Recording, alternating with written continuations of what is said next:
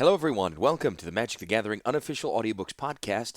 I'm your humble narrator, Phil Dawson, and I have to say I am very humbled, but feeling thrilled at the response to this so far. Just as an update for you loyal listeners, well, first, I apologize for those of you who listen every week. This past week, I was in full business mode, helping get things ready for the brewery here in Japan we're opening. It's just thrilling, and those who are patrons were alerted to the delay. Anyway, I'd love to tell you all about that someday, and maybe when we finish this book, which is very soon, and we'll have like a celebratory podcast because while this one is being released, we are currently at over 98,000 listens to the podcast, and that's just on Spotify alone. I don't have the listenership numbers elsewhere, but after this episode, I think we'll cross the 100K mark, which is like, wow. Also, we're over 200 5-star ratings on Spotify. Hello? And I continue to receive great messages from some of you listeners out there, which is really inspiring and fun. And seeing messages from people just finishing the Brothers War or working their way through Planeswalker, it's so fun to see, and I really appreciate it. Speaking of the Brothers War, at this time, too, we're closing in on the release of that set in the card game, and I think about it a lot. I can't wait to see more of the art. I can't wait to see the little lore quotes at the bottom of the cards. It's just going to be, I know, a magical experience, right? Tying everything we've done together, right? And while we have moved past that, I mean, it's still the whole reason that this project exists. So I'm so pumped. I'm so excited. You can follow or write me on Twitter or on Instagram, Phil and Sendai. And if you want, the Patreon is always open to your support, and I appreciate my patrons so very much so. Let's keep it up, everyone. I'm so happy you are here. Let's go.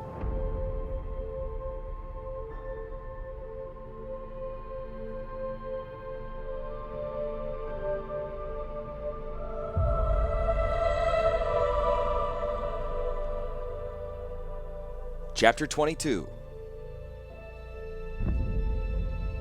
The front lines were thick with angels and scorpion engines, so thick that Joyra had to battle her own forces to reach it. From behind, she grabbed a scorpion's stinger and let the darting tail fling her up onto the back of its metal carapace. She caught a foothold and sent her sword swinging into the epaulette of an angel warrior before it. The creature was fast. His soul torch clattered up and hurled her blade to one side. He followed the stroke with a dagger slash. Joyra reared back from the strike. She kicked the creature's dagger hand, spinning him to one side, and stabbed with her sword. The angel grasped his side and whirled. The soul torch swung in a blaze toward Joyra's face. She staggered, trying to bring her sword to bear, but she was too slow. With a white-blue sizzle, the torch impacted. Joyra instinctively crumpled atop the scorpion's back and cradled her face, expecting to find only charred tatters of flesh. Her skin was whole and healthy. The torch had impacted the scorpion's intervening stinger. The metal tail thrust back the magic brand. It slid from the angel's grasp and toppled. The sizzling tip of it fell against the wound in the angel's side. In a white-blue flash, the creature's soul was sucked away. Lifeless, the angel collapsed. The torch flared. Joyra scrabbled across the scorpion's back and snatched up the torch. She lifted it just in time. The brand blocked a descending Magna sword. The broad blade clattered aside and sliced deep into the scorpion's back plate. Joyra rose. An archangel towered over her, struggling to wrench its Magna sword from the collapsing scorpion. She rammed the white-hot tip of the torch up beneath the archangel's silver mask, catching it in the fold between the throat and jaw. The archangel shuddered, caught between a snagged blade and an incandescent death. Then, in a terrific clamor of wings and armor, the creature convulsed its life away. The torch shuddered and trembled as it drew in the powerful being's life force. Joyra gritted her teeth in determination to hold on to the too-hot handle. A roar erupted, fury and agony embodied. A death clutched the archangel. Its own soul torch dropped, and Joyra let go of her dagger to catch it. Meanwhile, the angel toppled back, a great tree falling in a forest. Its wings cleared a broad path beneath it. As Joyra caught her breath, she saw Turd scurry out upon the fallen giant and snatch up 3 more torches lying among the angel dead. They were overflowing with power, having drawn into themselves the souls of hundreds of warriors. Turd used the ragged end of his tunic as a hot pad to grab the torches. He scuttled back just as another angel descended to strike him down. One wave of the 3 sputtering brands pushed the creature back among its cohorts. Joyra grabbed Turd's collar and hauled him away from the front. In his turn, Diego caught Joyra's collar and hauled her back. Moments later, a fireball struck the spot where she and Turd had been, driving the destroyed scorpion into a blackened crater. "I have 2 torches," Diego gasped as he drew back his comrades in retreat. The lizard man's scales stood on end in the heat of battle. You have 2 torches and the goblin has 3. That should be enough. We have to get back to the ship. Yes, Joyra agreed, breathless from fighting and from holding on to the cometary torches. Back to the ship. This will be enough to get us flying. Shoot some deadly shots, maybe even plane shift. Joyra looked toward the ship. It was a carnival-lit hulk on the hillside, beside the glowering caverns of Arizona, the black masses of refugees crowding into the ship. Behind that tableau, a curtain of chaos gnawed at the edge of Jabbok Isle. Maybe even plane shift. Cease this battle! Urza cried imperiously. His figure blazed with light aback Jera Dargaz.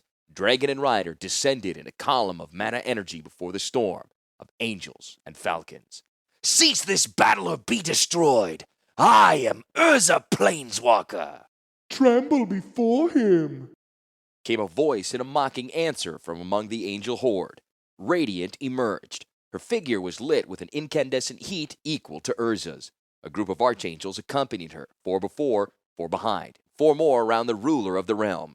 Her appearance brought a sudden hush to the battle lines. She was strange-eyed, beautiful, and terrifying. Tremble before this petulant godchild, this despoiler of worlds, destroyer of planes. Urza has come, my children, and when Urza comes, death always follows. I have come to take you out of death. I have come only to carry away those I call refugees, those you call refuse, Urza shouted from the hovering drake. Let us leave in peace and we shall kill no more. It is too late for bargains.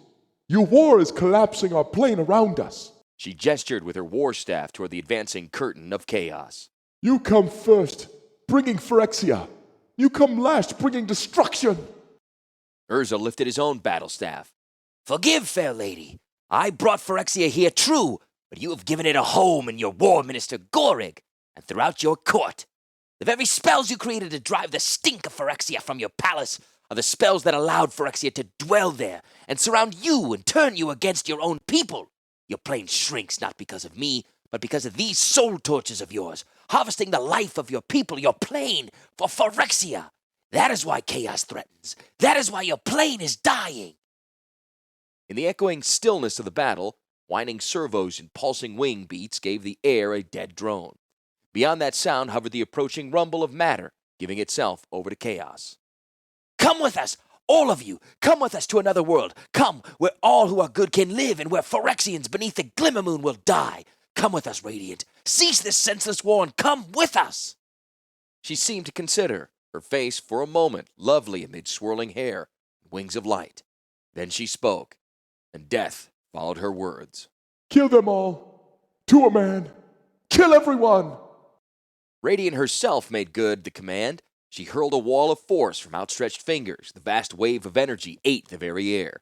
It arced toward Urza, too fast to stop, too huge to escape.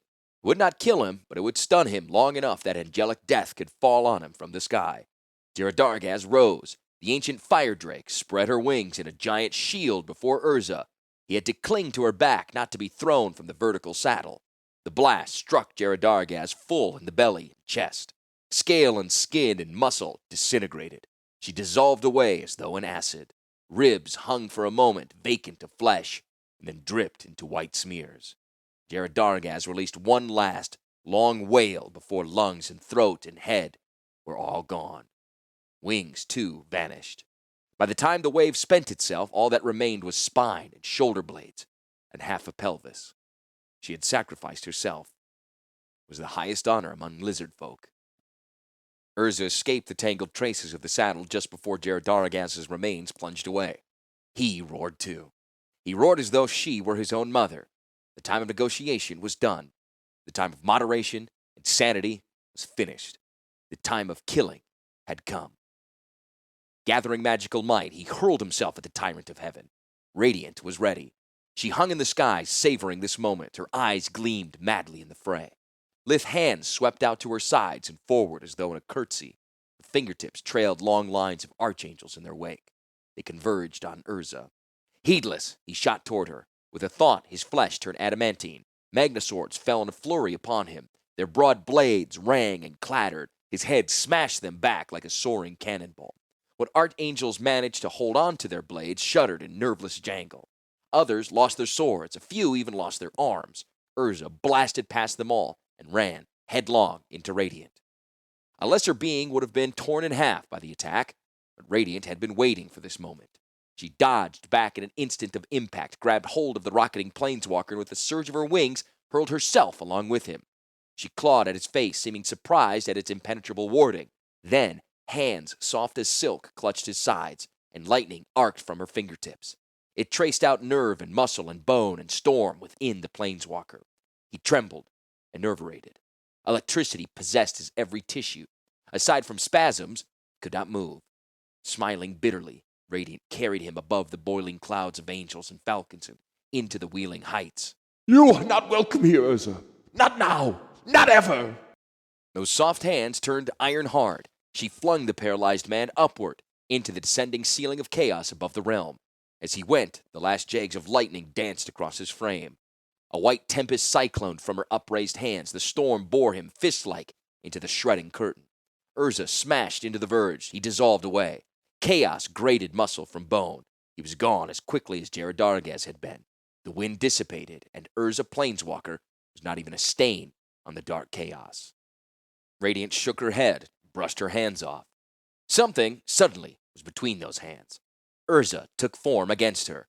One hand caught her beneath the jaw, the other arm wrapped her waist. No longer adamantine, those limbs were still implacable, inescapable. He flipped over her and dragged her back down into the roaring battle, down toward the struggling refugees and the battle-torn ship. He forced her to gaze at the sight. Look, Radiant! Look who you are killing! Look what you've become! I know what I am. She gasped out. I know what you are too.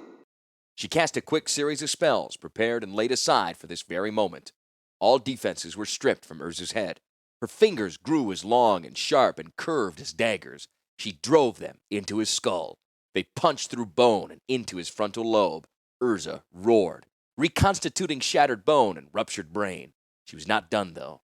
Her fingers curled into claws. She raked through gray matter and shattered sinuuses and optic cavities. She scooped up the gemstones that were his eyes. With a brutal yank, she hauled them forth.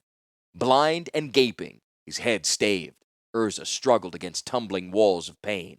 He clutched to her. She was all that kept him aloft. He had to heal. He had to rebuild his being. He could not. Part of that being, the only part that was not a mere projection of his mind, had been ripped away. Those gems defined him. They were the heart of the brothers' war, Mightstone and Weakstone. They had been his eyes since the blast at Argoth. They had been his eyes since he had become a planeswalker. They were at the heart of his madness, his power. Even in his dying agony for, yes, he was dying, his power was also his weakness. Urza realized how like Karn he was. They were both defined by stones set in their heads. Both lived with them and died without them. Mightstone and Weakstone, they were Urza's affective and cognitive cortex. Without them, he was destroyed. Radiant knew it. With relish, she hoisted the gory things overhead, beyond Urza's feeble reach, and she actually laughed. Gorig had told me about these. He had told me you were like Zansha. She had a Phyrexian heart, and you have Phyrexian eyes. I told Gorig I needed only look you into these eyes to know that you were mad, that I was right. Yes, this is my moment of triumph. I found the Phyrexian in my realm, Urza. I found the Phyrexian. It is you. She smiled, a faint and wicked thing that Urza could no longer see. I've won, madman. Radiant said, staring into the glimmering crystals. In their bloody facets, the battle below played itself out. My work is done.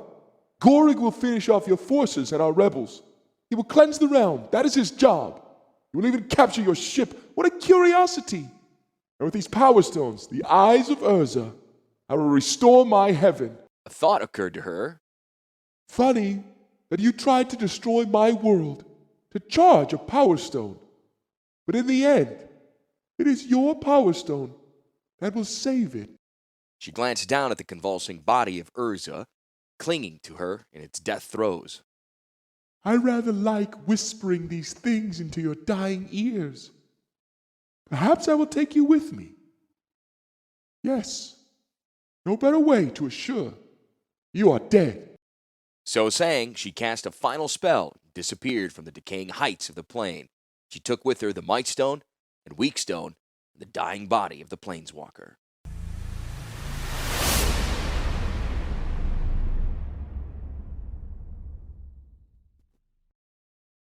Before Weatherlight's bow roared a wall of absolute destruction. Entropy ground rock and grass and tree to nothing, nothing at all. Behind the ship's stern roared another wall. Angels turned demonic, rending the machines thrown hopelessly against them. Both walls advanced, closing in on the ship and her overflowing hold. There's no more room! Shouted Turd from the hatch. His webbed foot stomped on the shoulder of one refugee as if he could pack them more tightly. Then let them stand on the deck! Jorah replied testily. She lifted the third soul torch over the exposed conduit. They had to tear up planks beside the wheel to find where the lines of power descended to the crystal. The ship had shuddered with each stripped board as though it felt the wound in its very being. Beneath the planking ran a channel of metal sinews like an exposed nerve bundle. It led down to the power stone in the core of the engine. Taking a deep breath, Jorah lowered the sizzling torch so that its butt contacted the conduit. With a lightning jolt, the torch emptied its charge and the tip of it all went black. How's that? Jorah called down the speaking tube to Karn. It's better, Came the metallic reply. almost enough to lift off. It'll be top heavy. We'll need more power to keep the ship upright. How many more? 2 more torches. Jorah said, casting the emptied one aside and lifting another. No. How many more refugees? As energy surged into the conduit, Jorah looked at the almost full deck and the crowd struggling to reach the ship. Too many! Too many! They've broken through! Shouted Turd. He clung to the rails of the ship and pointed at the sky. Angels flooded down in a great storm. Permission to fire! Permission to fire! Jorah fitted the last torch into the slot. Fire! Fire! Between goblin fingers, fog lanterns rattled violently. The parabolic plates slid into position. Twin red beams stabbed out from them and tore into the cascade of angels. Fire erupted among them. The down-rushing wave faltered a moment. Roars of rage turned to howls of despair. Jorah glanced over her shoulder. The final 100 passengers were rushing up the gangplank and packing themselves in on the deck. In moments, the ship was fully loaded. Cast off the gangplank! Cast off the grapples! Draw the anchor! Prepare for liftoff! Power surged blue-white through the exposed conduits. Jorah backed away. She caught hold of the ship's wheel and shouted, Take us up, Karn! Bring us around in a quick turn to port, heading 165-31-16. Lantern rays, clear us a path through the battle. Hold on! A tremor of anticipation moved through the crowd and through the great hall itself. The tremor turned into a rumbling groan. The engines below decks growled to life. A grinding noise rose between the landing spines and ground. Knees buckled under the first jolting advance of the vessel. Ponderous and clumsy, Weatherlight nosed up and away from the rocky niche where it had sat.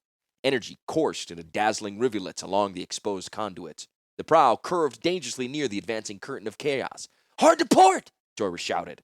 The ship listed away from the ravening oblivion. The refugees crouched on the deck, clung tightly to the rails and each other.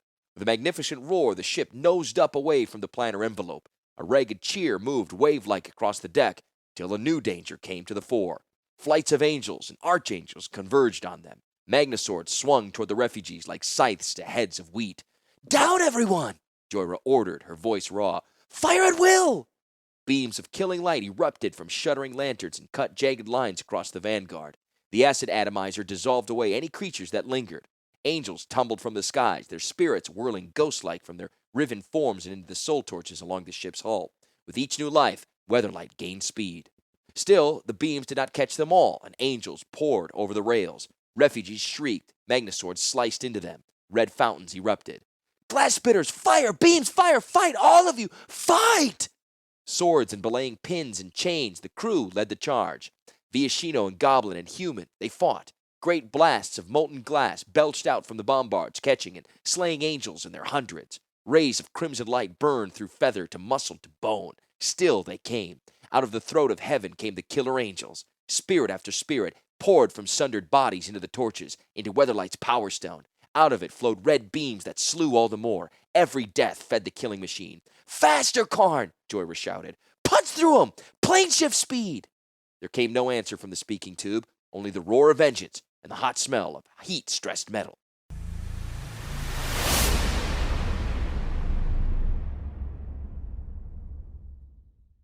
Radiant reappeared in her throne room, her sanctuary. Ever since Gorik had cast mirror spells on the windows, this room had become her refuge. Now into her refuge she had brought the dying form of her foe and the gems that were his life.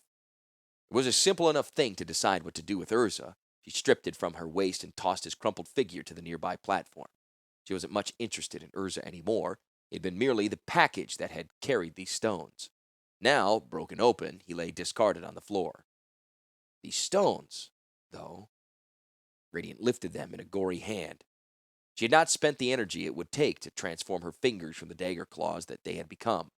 She rather enjoyed them in their fierce aspect. They looked so powerful like this, reflecting the gentle glow of the stones and mantled in the planeswalker's blood.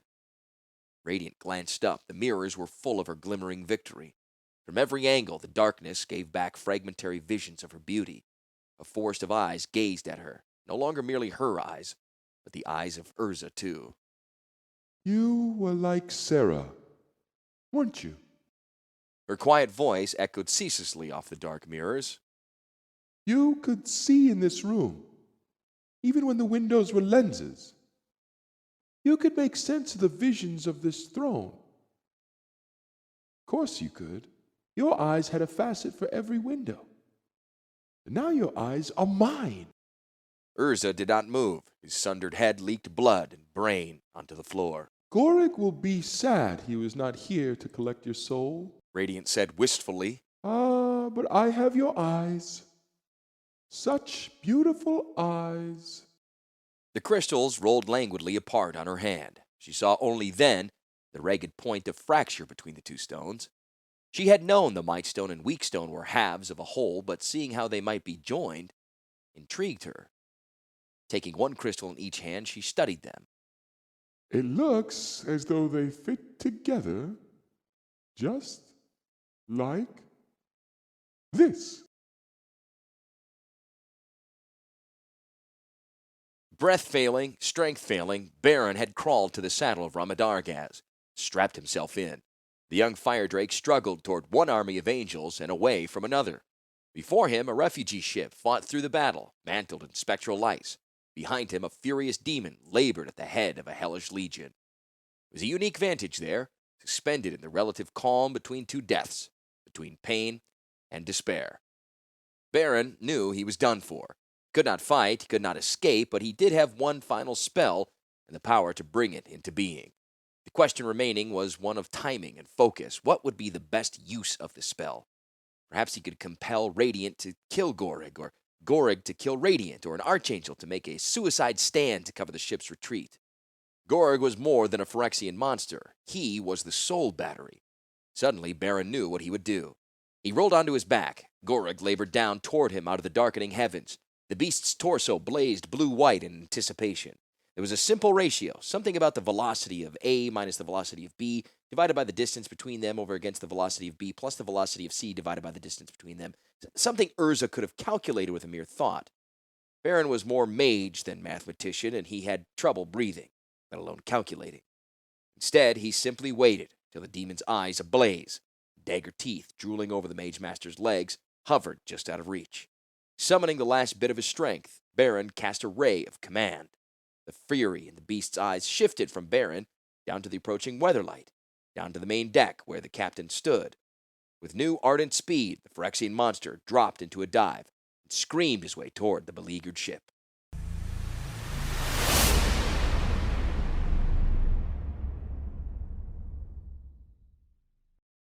Might Stone in her right hand and Weak Stone in her left, Radiant slowly brought the two together. As the rough facets of the split edges approached each other, the light in the crystals redoubled. They suddenly glowed brightly in her hands. They cast her shadow, giant and menacing, through the aviary. In a million mirrors, Radiant glimpsed herself transfigured by the light. A glinting smile crossed her teeth. Such power! Such power! She brought the stones closer together. Light flared brighter still and brought with it heat. Intense beams leapt out of each facet of the stones. They struck silvered glass and ricocheted through the aviary. The vast structure seemed the interior of a giant gemstone, glimmering brilliantly around Radiant.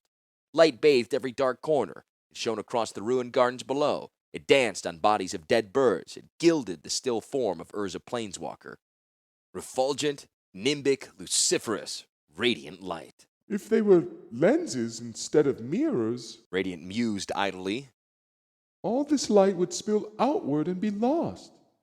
But, clever me, it remains here. It is mine.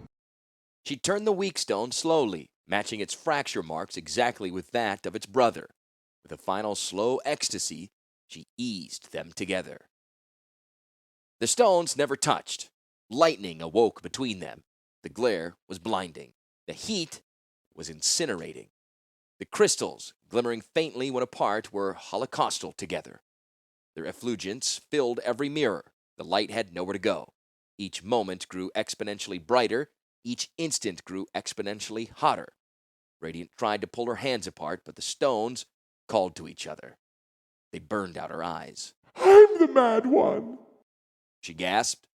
Next moment did not matter. Angel flesh seared away. Angel bone exploded. Blood flash-boiled. Innards puffed into black smoke that itself was bleached white and then dispersed altogether. Radiant was gone. The lantern in darkness had burned herself out from within. Someone else was there in her place. Someone hovered there, the embodiment of the stones, the creature created and sustained by them. It was the conflict between those stones, the world-shattering conflict of irreconcilable opposites that were even so halves of a whole that granted Urza life.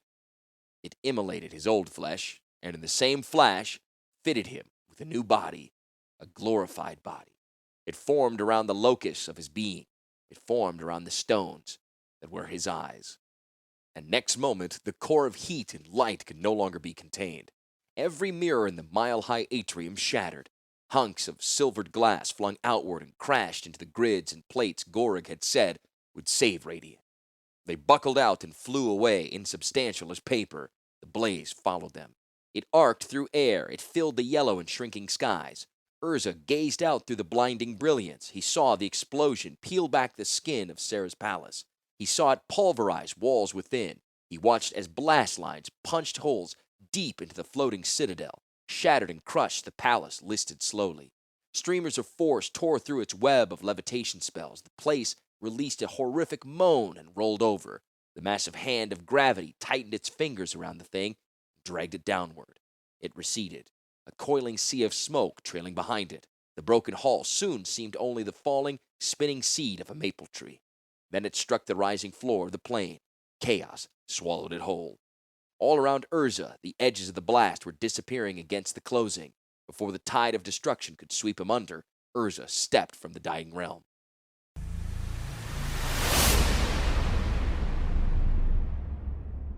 Only moments after the deafening explosion that destroyed the palace, Joyra heard an even more ominous sound. Through the groan of overheated engines and the shriek of dying refugees and howls of rabid angels, she heard a high, keening wail. Something was falling out of the sky, too fast to avoid. She looked up. The meteor hurtled through the angel throng, ripping wings from bodies and rending anything in its stuck. It grew larger, its manic teeth glinting in the moment that it hung above deck. Its eyes were yellow as lemon wedges. With a sudden, horrific boom, the demon creature struck the white-hot Power Stone conduits. Its head was pulverized by the impact. Its wings peeled away, but the thing's massive metal torso remained. The soul portals on either side of it flared, emptying their charges into the engines. Weatherlight lunged forward. The beam weapons stabbed out with twice their previous intensity. Whole flights of angels disintegrated. Souls en masse flooded into the flashing torso. The ship gained speed. Angels flung themselves away from the juggernaut and hovered in stunned terror in space for a moment before realizing the curtain of chaos had closed on them. The plane was disintegrating. The point of critical collapse had been reached. Nothing would stop it now. The white mana that rained from the folding skies poured into the Power Stone of Weatherlight. Every creature caught by the advancing curtain turned into a spiral of life force, which was drawn into the sparking torso of the beast, into the engine. Joyra could do nothing but stand and stare in grotesque fascination and awe. The angel armies fell back as the refugee craft sped into clear space beyond. To starboard appeared Ramadargaz, with Baron lashed to him. There was no sign of Urza. Unless the dragon flew just above the ship at the moment of the plane shift, it and Baron would be left behind. Plane shift before the final collapse, Baron shouted. Any mortal left in the plane will die. I know, Joyra returned. You hear that, Karn? We need full speed. We need it now. Too many passengers! Karn roared from below. His voice was strained as though he propelled the ship by main strength. Too much weight!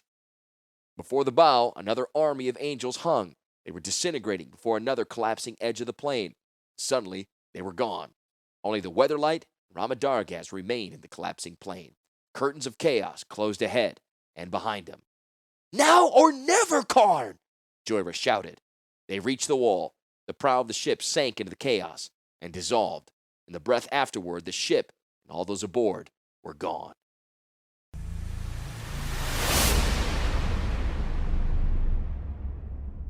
The invasion force had been gone 8 hours, and the sun had at last quit the skies over Talaria. The crowd that had gathered for Weatherlight's launch had remained, but their high spirits had dissolved. The festive morning had given way to a speculative noon, which in turn surrendered to a fearful and prayerful evening. Night now lay full and cold over the academy walls. Someone had fetched candles from the great hall, but a mocking wind put out the hopeful little lights moments after they were coaxed to life. A few lanterns had replaced them, glaring boldly across the mulling multitudes. Quiet prayers were becoming whispers of doubt. A restless breeze moved among the trees. The crowd turned its attention to the distant deeps of the sky. Something moved there among the lazy clouds of night. Something large. The shapes grew rapidly and silently on the wind. The crowd that had lingered throughout the long, hot day began to draw back in dread. Those lurking in doorways withdrew inside, and those out in the open pressed back towards doorways. A reddish streamer of flame outlined devilish jowls and a great, rapacious eye. It's a demon! Yes, but one of ours. The dragon's figure was clear now, above the treetops. In moments, it soared over the walls and flapped ferociously above the courtyard. Ramadargaz. In his wake, black against the blue-black of night, there came a giant hull. From its sides jutted smiling faces and waving hands. The Weatherlight. It was some months later when Joyra stood again at the prow of the ship, feeling the sea winds in her hair. She breathed deeply and remembered a time long ago when she stood in her secret spot on the prow of Talaria and dreamed of far-off places and soulmates. Her girlhood dreams had not come to pass and had, in fact, brought her much pain over the years. Life had been good nonetheless. She was among the greatest artificers in the world, a trusted companion of Urza Planeswalker, and, for the time being, the ad hoc captain of the grand ship Weatherlight. She had explored earthly paradises, had run forges in hell, had fought wars in heaven, and had traveled the plains with a silver man and a skyship. How are things looking down there, Karn? She asked through the speaking tube that emerged at the prow. Crystal supply of energy is limitless, Karn replied.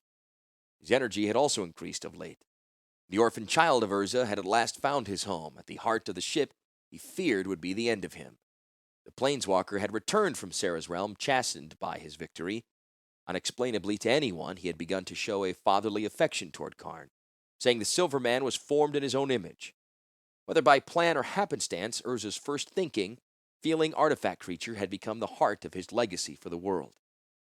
Karn had even learned a little bit about humor. Is there anything you'd like me to shoot? No thanks, Karn, Joyra said. Steady as she goes. Aye, aye. Yes, it had been quite a life so far. No soulmates, but quite a life. Or were there soulmates? The tip of Zalfir jutted just ahead, a rocky prominence behind which stretched a broad and bountiful land. Civil wars were concluded thanks to the wisdom and power of a certain Talarian wizard, and the country had pledged a tract of land for human refugees from Sarah's realm. That was the purpose of this trip. Joyra, Karn, and the crew of the Weatherlight were conducting 363 human refugees to their new home in Zalfir. Joyra's mind, just now, was not on any of those 363, but rather on the figure that stood, red-swathed and magnificent on the prominence of stone. Heart catching in her throat, Joyra shouted the order that would bring the ship slowly up to hover just above the prominence. Smiling broadly despite herself, Joyra called out to the man standing there. Teferi! Excuse me. Lord Mage Teferi of Zalfir. Good to see you again. And you, came the genuine reply. With a simple flip of his arm, the man levitated up to the shipboard. He spread his cloak in wide majesty as unseen arms of magic lowered him to stand before Joyra. He bowed low, returned her smile, set hands on hips. I hear you have some new citizens for my nation. Yes, Jorah said. 363. Fine, fine. You hope you're planning to help them settle in. Jorah tipped her head regretfully. I can stay the day. Urza wants a ship back for other errands. Teferi nodded, his eyes darkening in disappointment. Some other time then, perhaps? Why don't you come back with me to Talaria? She suggested. You've lots of friends there. Artie Shovelhead is aboard. He would be happy to see you. I'm lucky to be alive after all I did to him. Teferi wore a chagrined smile. It's hard to believe a 100-pound kid would pick on a 1,200-pound golem. Still, I'll have to see him again later. Anyone can fight a war. It's maintaining peace that takes all the real work. He looked her up and down. Well, Jorah of Gitu, let's take these people to their new homes. Yes, my friend, she replied. Yes.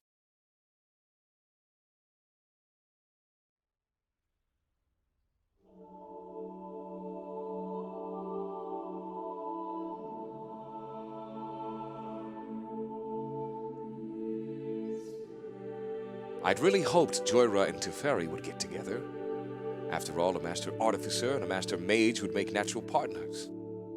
Oh well, perhaps it will come in time, and on Talaria, time is one thing we will never run out of. Baron, Mage Master of Talaria.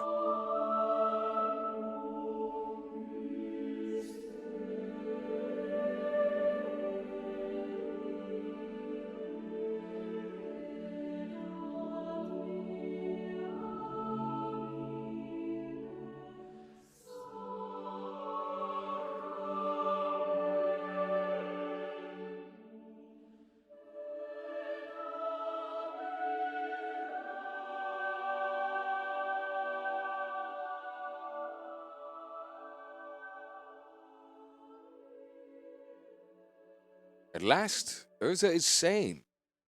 He remembers battling his brother Mishra 3,000 years ago and regrets the destruction they caused.